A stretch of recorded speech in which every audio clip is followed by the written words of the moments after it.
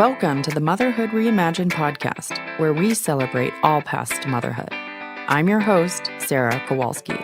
For so many of us, our path to motherhood didn't turn out the way we had planned. We let go of our dreams and the way we thought it was supposed to be in order to embrace a totally different path. Yet once we become mothers, we rarely have regrets. Join me while we explore the joys and difficulties surrounding the various paths to motherhood.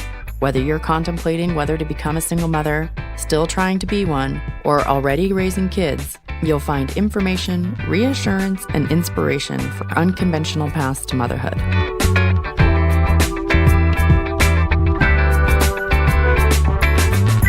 Hello, and welcome to the first episode of the Motherhood Reimagined podcast. Each week, I'm going to be interviewing a mother about her unconventional journey to motherhood, or talking to an expert in the field, all with the intention of celebrating all paths to motherhood. But today I want to introduce myself and tell you a little bit about why I started this podcast. I'm a single mother by choice with a 4.5-year-old son. And the term single mother by choice means that I decided to have a child via sperm donor when I realized that time was running out to find a partner and have a baby in a traditional partnership. It means I proactively chose to have a baby. And I know a lot of people who really dislike the term single mother by choice because really, in reality, it didn't feel like a choice. And I agree with that. When I was making the choice, it didn't feel as much like a choice as my only option if I wanted to have a baby. I was nearly 40 and still partnerless, and I really didn't want to end up in a bad partnership in order to have a baby. So in a sense, it wasn't a choice. It was an option, and it was my second choice option. But I've really never heard a better term, so that's the term I'm going to be using throughout the podcast. And if you have other ideas, I'd love to hear them. But back to my story. So I spent my 20s and early 30s focused on my career. I went to law school and I practiced law in a huge Silicon Valley firm at the height of the dot-com boom. And I ended up quitting after about 4 years because I ended up in horrible pain from sitting at a desk an ungodly number of hours per day and stressed out of my mind. So I quit in about my mid-30s, and I began this journey to heal my body and to find out what I really wanted to do with my life. I ended up in a 4-year training to become a Feldenkrais practitioner, and I also began studying Qigong, which is a self-healing and spiritual practice that's based primarily on Taoism, Buddhism, martial arts, and Chinese medicine. And it's a practice that I now do daily and is really an anchor in my life. But I also got certified as a life coach, and I combined all of those practices into a type of coaching in which I helped people uncover their more authentic life path and help them with career transitions and work-life balance. But basically during that time, I was totally focused on self-growth, and I was hoping and wanting to date, but it just didn't seem to happen. I was following the age-old advice that if I focused on myself and did what I loved most, then it would lead me to a partnership. But as I said, it just never seemed to fall into place for me. And in my late 30s, my Qigong master, his name is Chris, he told me that I should start to look at whether or not I wanted to be a mother or not. I remember the day he asked me, I practically fell out of my chair. It was obviously something I had deeply buried in my psyche and had not been thinking about. And as a child, I realized I had always assumed I'd be a mother and had always told people that I wanted to have 11 kids, and my identity as a young person was really around being a mother. But sometime in my mid-30s, I came up with this idea that I didn't want to decide whether or not I wanted kids until I found a partner, and then it would be a choice we made together. In reality, I think I wanted a partner, and I assumed that it was the first step towards motherhood, and was also just really scared to admit my intense longing for a child for fear that it might scare men off. So I think I buried the desire for a kid deep down and ignored it. So when my teacher asked, I began to ask myself the question, and asking myself the question, did I want a baby if it meant doing it alone? And I eventually realized that I did really want a child, but I really hated the idea of doing it alone. And I was completely hung up on the idea of having to use a sperm donor. And I was also totally freaked out about all the financial concerns And another big one was a fear that I'd end up single forever if I had a kid alone. And I didn't know anyone else who was embarking on this journey. So I felt really alone, and it felt very unusual and unheard of path. But I finally came to terms with all of my concerns and made the choice to use a sperm donor and went to my OBGYN, only to find out basically in my first visit that she didn't think I'd be able to get pregnant with my own eggs, and that if I wanted to conceive, I would need to use both a sperm and an egg donor. But I just could not wrap my brain around this information, and I really had to try on my own to get pregnant with my own eggs and feel like I had done my best to try and get pregnant in order to move forward using an egg donor. So I tried for about a year to improve my fertility and conceive with my own eggs. Then one day, when I was doing my final medicated IUI, the fertility doctor called into question whether or not there was something actually wrong with my uterus that would actually prevent any kind of pregnancy. And suddenly, I didn't know whether I'd ever be able to have a child of my own or carry a child. And it was in that moment that basically having the option taken away from me, it made me realize how much I just wanted to be pregnant and I wanted to have a baby. And the genetic part of it just faded into the background.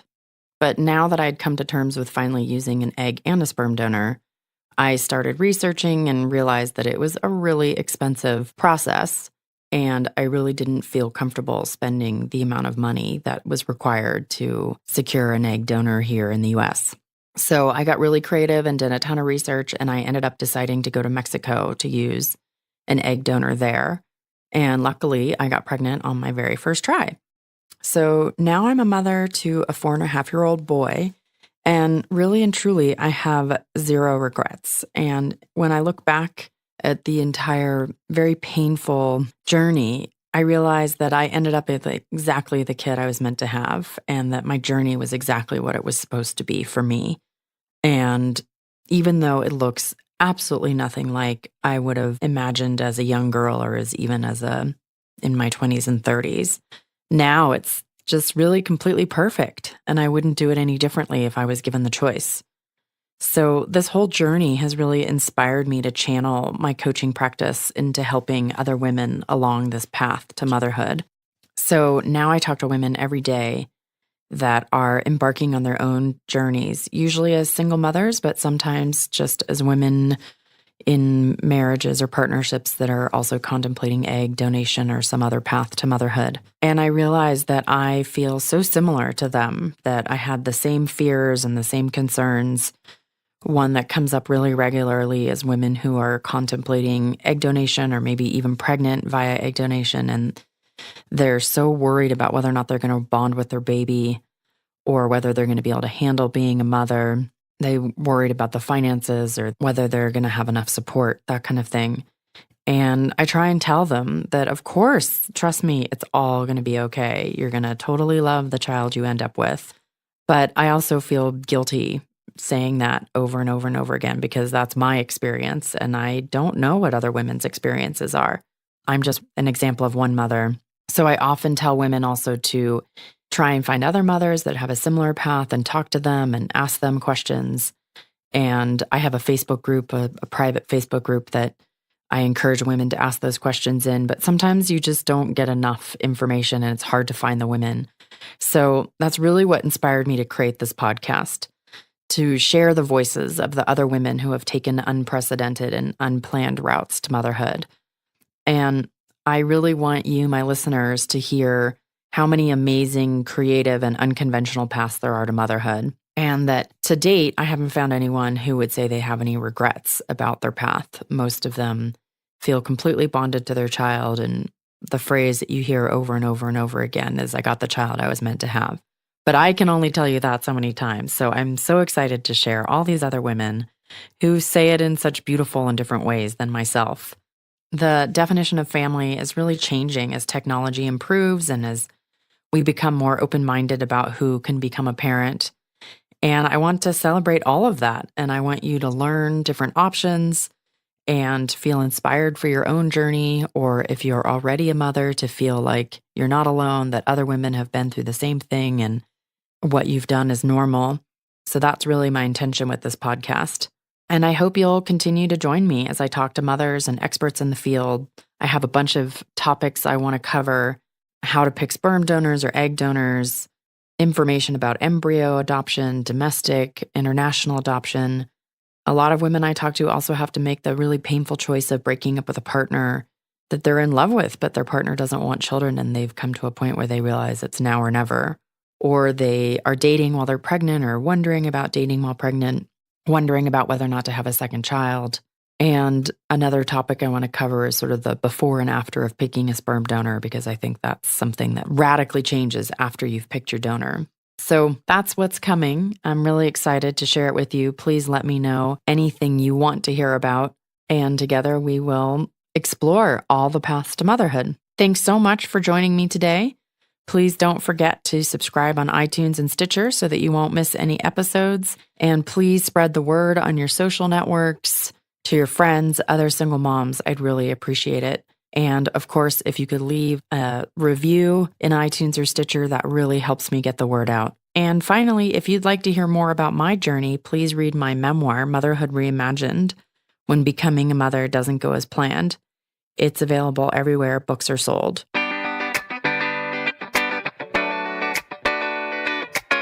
I'm so excited to announce the upcoming launch of Motherhood Reimagined Tribe. Tribe is the essential resource for single motherhood. So whether you're contemplating becoming a single mother, trying to conceive, or raising donor-conceived children, then Motherhood Reimagined Tribe can help you embrace your own unique path to motherhood. With our informative guides, blogs, books, services, and support, Motherhood Reimagined Tribe is the perfect place to get the advice and support you need to become the mother you want to be. Tribe launches early next year, but I'm currently looking for founding members to join one of 3 Tribe masterminds. These masterminds are small, intimate groups of women who are at the same stage of the journey as you. To begin with, I'll have a group of thinkers and triers, egg donor or embryo support, and solo pregnancy. As a founding member of Tribe Mastermind, you will not only get preferred pricing, you will get access to a huge content vault for information for every stage of the journey, weekly group calls with me to go over relevant topics and connect to others in your stage, and a community forum to connect with others at any time. This will be the cheapest price ever available, so don't miss your chance to join at this rate. If you're feeling really alone and isolated, or get easily overwhelmed by the amount of information and decisions you have to make sure you don't miss this chance to connect with other women and get access to tons of research that's already been done for you. Head on over to the Motherhood Reimagined website or follow the link in the show notes to apply for your spot as a founding member. Next week, I'm joined by my guest, Janice, who decided to have a baby via both sperm and egg donor. She also talks about what it's like to have a baby as an older mom. I look forward to sharing our wonderful conversation with you next week. Bye for now.